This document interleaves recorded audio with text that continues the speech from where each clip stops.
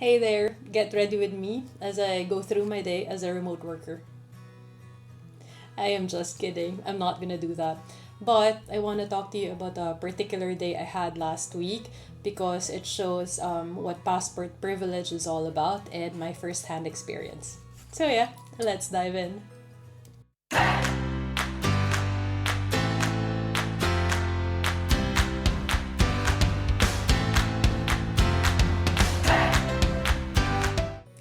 Okay, so last week I had to go to London for a conference, like it's a B&Q Marketplace conference event happening in London.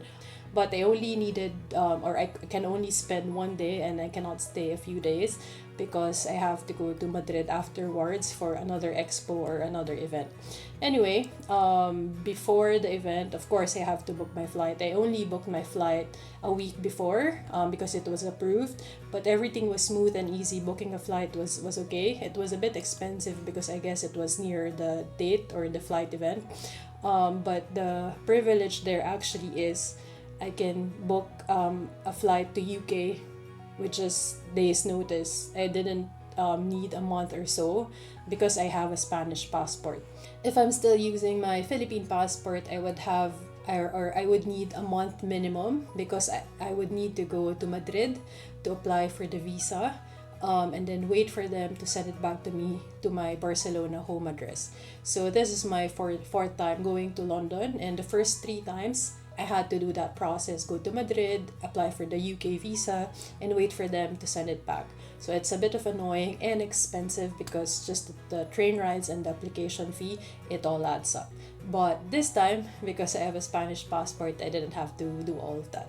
So that's one privilege. The next one, I had to apply for UK ETA. It's required for all EU passport holders and it's easy to obtain. I just submitted all my passport details, etc. in the app and then paid 20 euros, and the validity of that is 2 years. Within an hour or two of applying for the ETA, I got my approval via email, and that's it. I didn't even have to print the confirmation. It's automatic that when you scan your passport, it will already show that you have an ETA connected to your passport number. Anyway, so that's the first privilege, I would say.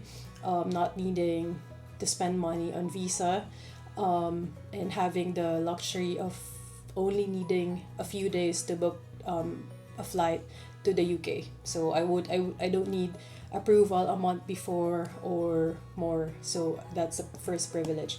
The second privilege, so on the day of my flight, I arrived at the airport at 6 a.m. and my flight is actually at 7:10 a.m. I know it's not very good of me, and I was actually stressed because I thought I would miss my flight, thinking that I have to go through security check for my bag and passport control or immigration check. But it only took me 10 minutes. So I entered the airport at 6 a.m. By 6:10 a.m., I was done with both.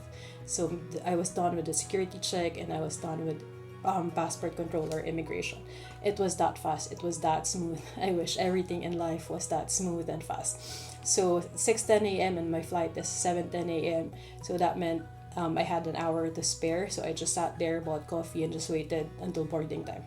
So 2 hours later, we landed in London at around 8:30 a.m. London time. So London is an hour behind from Barcelona.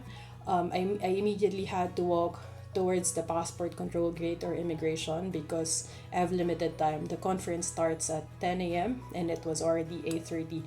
And to go to the actual event venue, it would take me an hour or more.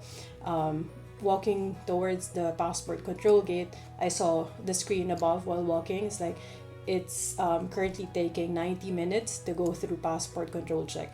And I was like, I didn't have that time. But if that was the case, I don't really have much choice, so I just go with it.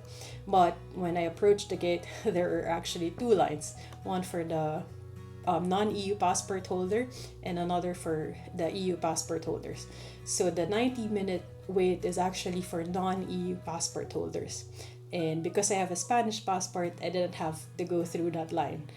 So I went to the line with EU passport holders, and after 2 minutes, I was done. I was out, the gates open, and I was out. I was walking directly and fast to the metro station to go to the event venue. So I guess that's a second privilege that I got to save time from lining up spending an hour and a half just to get my passport checked.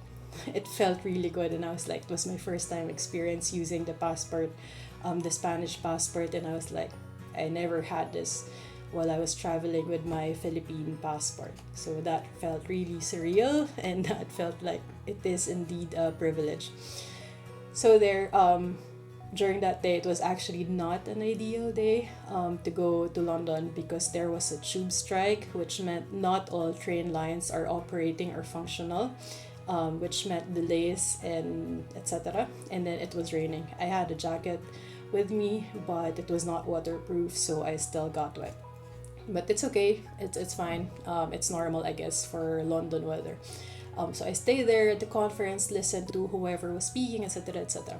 And by 4 p.m., I was back to Gatwick Airport and waiting for my flight to Madrid. I actually had a lot of time to spare because there's no passport control anymore when you're exiting UK, and the security check was also fast. So I had some time to spare in the airport, so I walked around, looked at shops, etc. And when the gate was announced, I went there and waited for boarding time. And then 2 hours after, it was around 10 p.m. Madrid time already. We arrived, we landed, no issues, no turbulence, etc. And the same thing happened. So of course, we still have to go through passport control. When walking to that gate, again, there was two lines. One for non-EU passport holders and another for EU passport holders. Again, there was a long line for non-EU passport holders and a super short line for EU passport holders. So I went through that line, and in 3 minutes I was done. It was that fast, and I was like, man, coming from a weaker passport to a stronger one, a Spanish passport, it's really, you can really feel the difference, I tell you. And that was it. I was out in 3 minutes and walking towards the metro station to go to the hotel where my partner is waiting. So yeah, those are the privileges. One, you get to save time from not lining up in long lines for passport control for non-EU passport holders. Second, you get to save money as well because you don't need to apply for visas anymore. And as you know, visa applications can cost a lot of money, and there's even no guarantee that you're gonna be approved. And yeah, third one, it's just a whole new experience. It's a really good experience. I actually felt like it's a bit of a discrimination, but in a good way, because I felt both sides, a weaker passport and a stronger passport, and you can really feel the difference. And yeah, it's good to have a stronger passport now when traveling because the privileges or the benefits are really, you can really feel it. So yeah, that was my experience, flying from Barcelona to London, then to Madrid, and now I'm back here in Barcelona. So that was it. That was my whole day last week. It was Thursday, September 11th. And if you have questions, feel free to drop comments below or send me an email. If you like this video, feel free to like and share. And if you're feeling generous, why not subscribe? See you again in the next video, and thank you for watching. Hasta luego.